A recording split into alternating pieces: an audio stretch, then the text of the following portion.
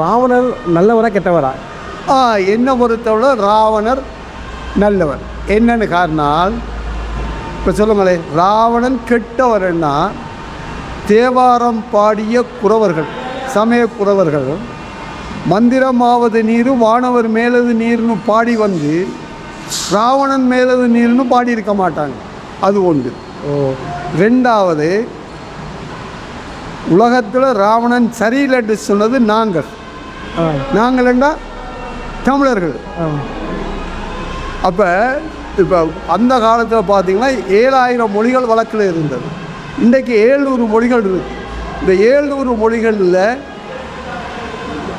சீனம், பாரசீகம், அரபு இதுகளுக்குள்ளையெல்லாம் பார்த்திங்கன்னா தமிழ் தான் ஆதிமொழி. அப்போ தமிழ் ஆதிமொழிங்கும் பொழுது அந்த காலத்தில் ராவணன் காலத்தில் அங்கே 2 மொழிகள் வழக்கத்தில் இருந்தது. ஒன்று மனுஷ மொழின்னு சொல்கிறது, மற்றது தெய்வீக மொழி.